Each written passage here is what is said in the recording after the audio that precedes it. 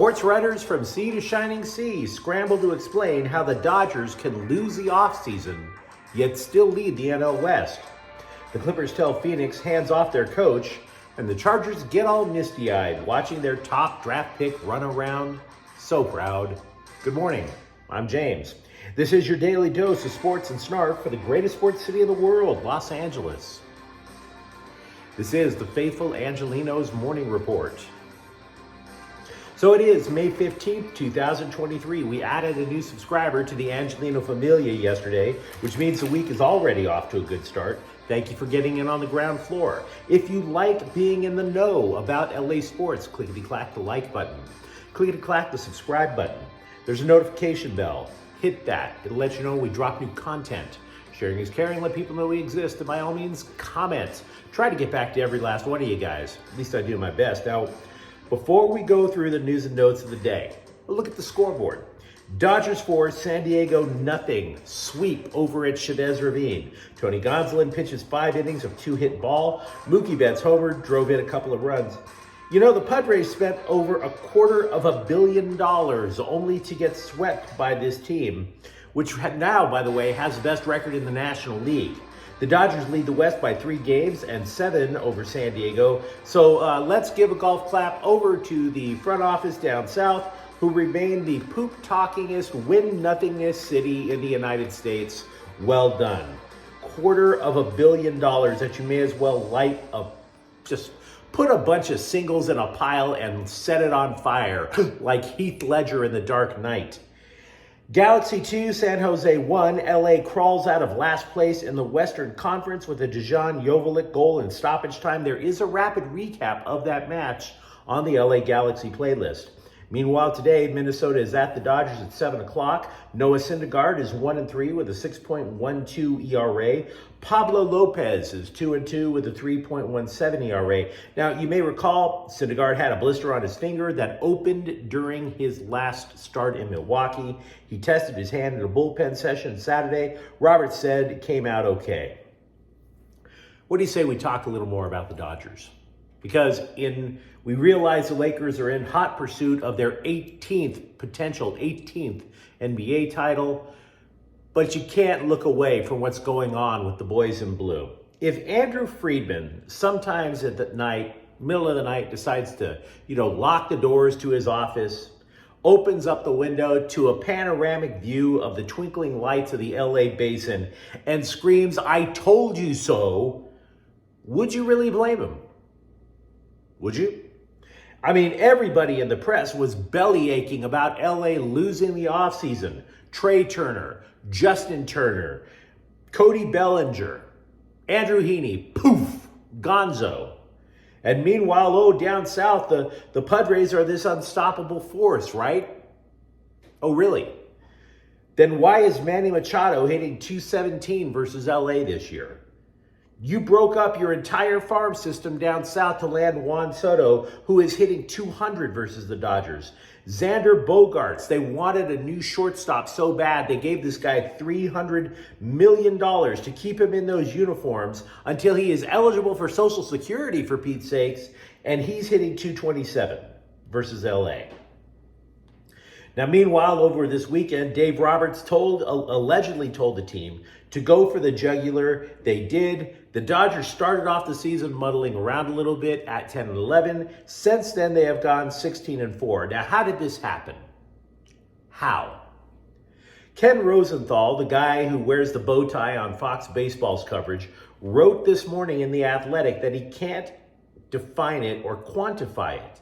But the Dodgers have a distinct identity, whereas San Diego simply slapped together a roster by maxing out their credit cards. Now, there is some point to that. He could not identify what an identity is. We've been doing so on Faithful Angelenos for over a year. So let's give another attempt, and hopefully this will resonate. Because, hey, I'm here to help people like Ken Rosenthal. I like Ken Rosenthal. An identity is like a business plan. It is a definition of how you intend to win games and win championships. If you're lucky, you create a really good business plan, and that is what enables you to win titles. We've talked about it in other sports. What is the Lakers' identity? Their identity is to get the best possible center and the best possible guard. Inside game, outside game, covered. And when they do have that, they win a lot of titles. Wilt Chamberlain and Jerry West, Kareem and Magic, Shaq and Kobe, now LeBron and Anthony Davis. It is distinct. It is their specific identity. Now, they haven't always had this identity. By the way, feel free to say hi to Cockblocker the Cat, making a long-awaited cameo on our channel. They went away from their identity for a while after Dr. Jerry Buss died. They tried to be the Warriors. Didn't work. And why? Because positionless basketball only works when you have the identity to find the personnel to run that offense. The Lakers had no idea how to find the proper players to go positionless basketball. Meanwhile, there's only one Steph Curry, and that's how the Warriors managed to win with the positionless basketball identity. The Steelers in the NFL, constantly successful because they have an identity. They're not trying to, quote, win the offseason, unquote. They're not trying to get big name signings. They see where they are lacking in their identity, who fits their plan, who is the player that fits their plan, and they fill that accordingly, not break out a checkbook.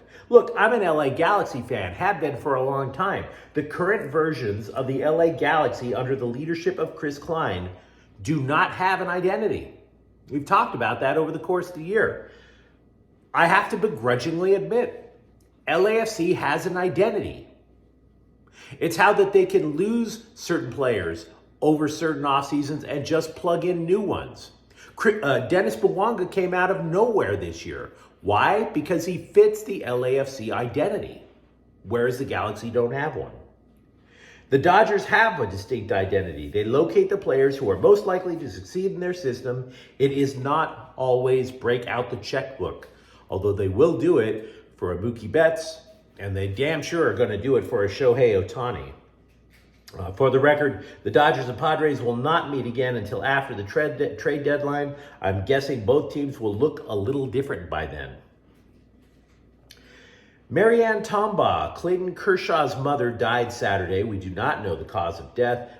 Clayton Kershaw's wife, Ellen, said Tombaugh when Clayton Kershaw was a kid, she would move mountains to get young Clayton to baseball practices and games, and she would sit in the stands with a scorebook, keeping score because that was the best way to keep her nerves under control. Kershaw is scheduled to start Tuesday, but he might take a bereavement leave after the game to go mourn his mother. And frankly, she raised a good son, not just because he wears Dodger blue. He is a philanthropist. In the offseason, he'll go to third world countries and help build neighborhoods in some of the worst places on the planet. So prayers for the Kershaw family. A good woman raised a good son. Clippers owner Steve Ballmer described himself as, quote, a big fan, unquote, of Coach Ty Lue, so I don't reckon that there is a lot of smoke coming from the buzz from Phoenix about wanting to swipe Lue from Los Angeles. Now, it's possible that Lue brought these stories up as a bargaining chip for a better contract. Who knows? Former player and current ESPN talking head J.J. Redick took shots at his former Clippers coach, Doc Rivers. Rivers coaches Philadelphia, at least for the moment, after yesterday's game. If you recall, about a month or so ago, Rivers recently said that the Lob City era of the Clippers, led by Chris Paul and Blake Griffin, quote, was never going to win. You can't win without cooperation, unquote. Now, when the Sixers were getting their ass kicked in Boston yesterday, Redick went to Twitter and said, I wonder if the Sixers cooperated. Womp womp. Actually, I don't blame him for saying that. Look, to further explain the point, Redick went on some podcast that I'll never listen to and said, quote, everybody I've talked to about Lob City has kind of owned their mistakes, if that makes sense, and realizes especially later that we still could have had something special. And to not get any of that accountability from Doc Rivers And the interesting part too is he talked about players not getting along. He was brought in as a personality manager and he was the GM. So if people weren't talking, if people weren't getting along, it's kind of on you, unquote. In other words, Doc Rivers just threw a bunch of players into a locker room and still hasn't looked inward to take his own sense of accountability for the mistakes. The players did, Rivers did not. Chargers first round draft pick Quentin Johnston is making himself at home with the Bolts during rookie training camp. People have been posting clips about his footwork drills on social media, and frankly, the dude looks smooth as hell.